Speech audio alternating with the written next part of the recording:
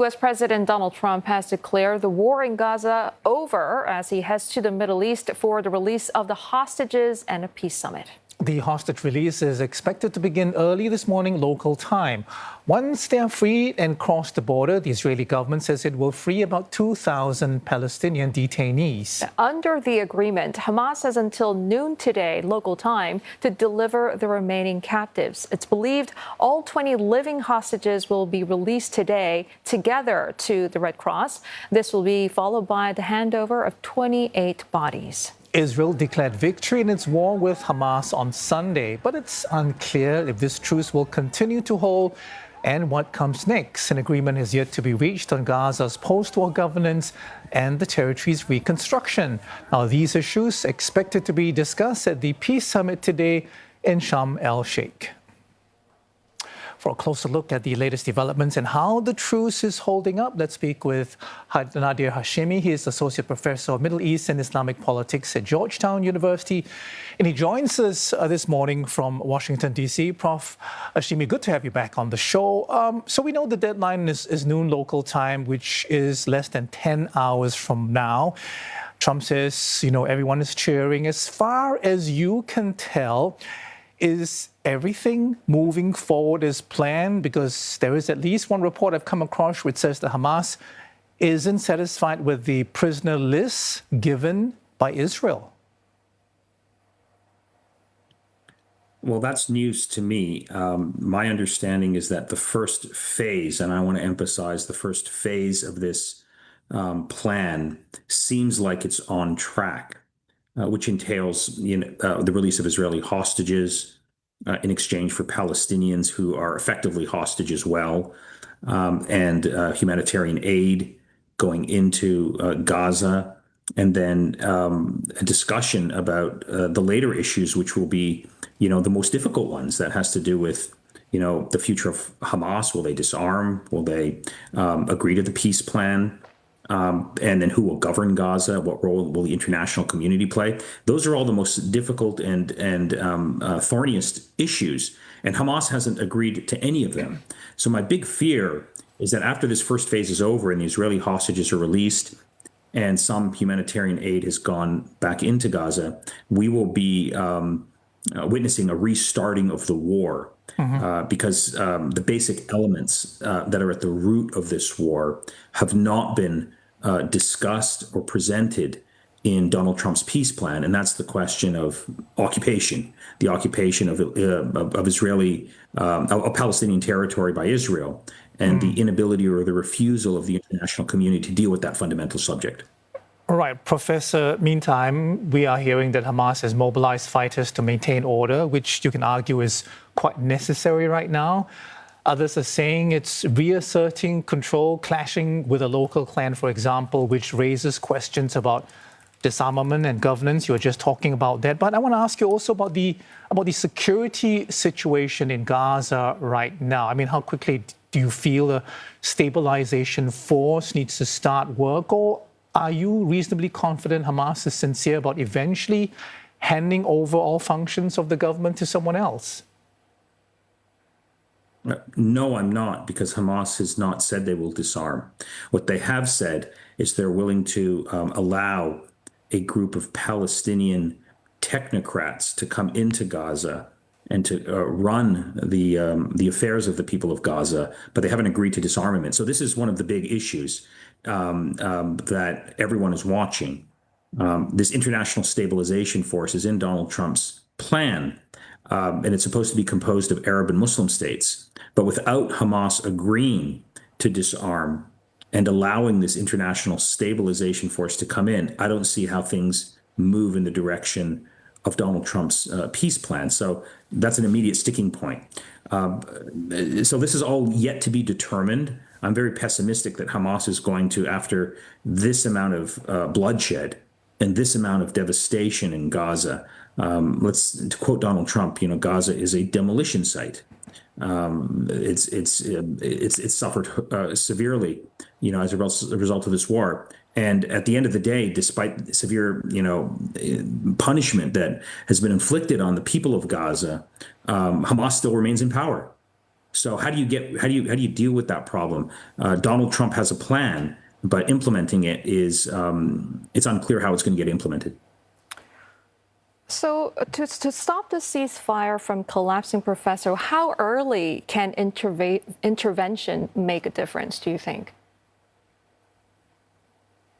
Well, it depends on what type of intervention, because I think what we're going to see over the next week is we'll see these Israeli hostages come out very soon. Those Israeli hostages whose bodies have yet to be recovered will take a bit longer to discover them and to return them back to their families in Israel.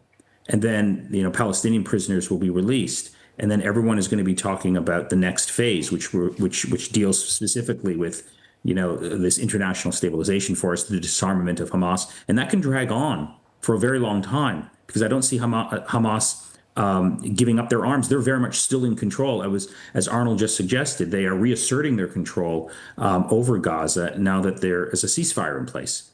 And they haven't agreed to any of the points in the peace plan. And I think what's been ignored in much of the international community's conversation, there is understandably a global desire for peace in Gaza and between Israelis and Palestinians.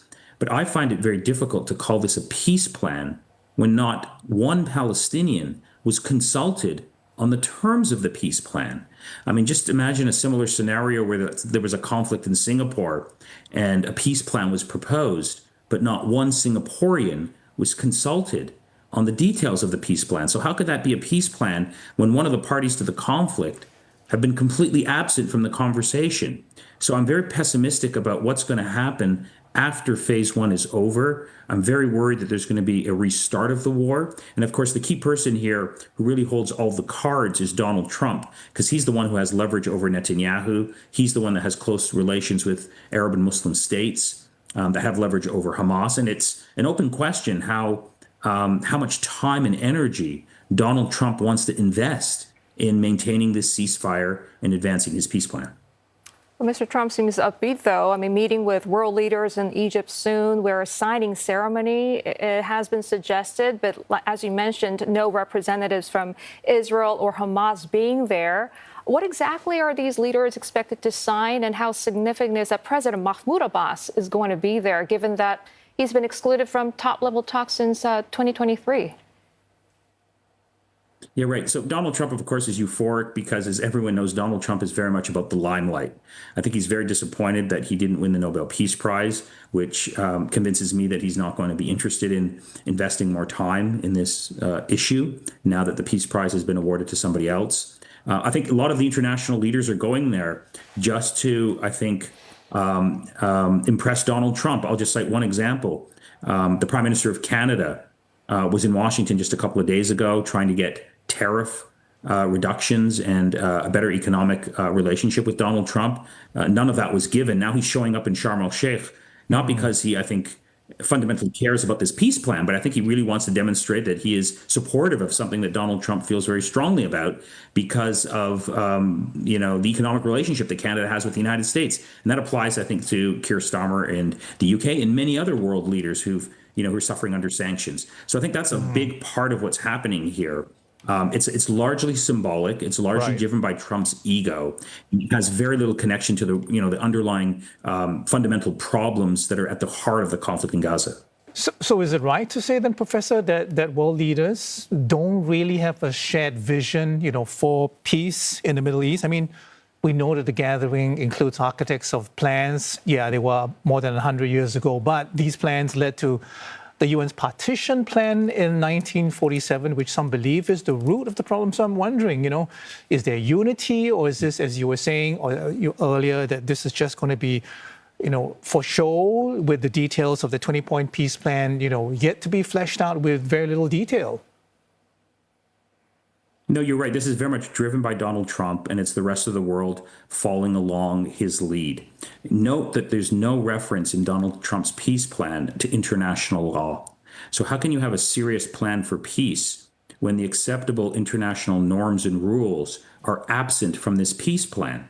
So that raises fundamental questions about these world leaders that claim to stand for international law, like they do when it pertains to Ukraine and Russia. Yet when it comes to the Middle East, They don't talk about international law at all. So I think these leaders, they do not have a shared vision. What they do is they're just following the lead of Donald Trump. And I think the price is going to be paid by Israelis and Palestinians, because the roots of this conflict, which are rooted in occupation and rooted in the denial of one of the parties to the conflict to even participate in the planning of a peace plan. I'm talking about the Palestinians who had no voice in this, peace plan. They're not even at the table. And so I'm very skeptical that this is going to lead to the type of peace that I think most people around the world desperately like to see, including most Israelis and Palestinians. So I think, this is going to be a celebration in Egypt. Donald Trump's going to address the Israeli parliament, the Israeli Knesset very soon. Everyone's going to go home and they'll feel very good about themselves. But then in a few days, we'll be back to where we started. All right, Professor, we will have to leave it there for now. Thank you so much for your time on the show this morning. Nader Hashemi, Associate Professor of Middle East and Islamic Politics at Georgetown University, and he was talking to us from Washington, D.C.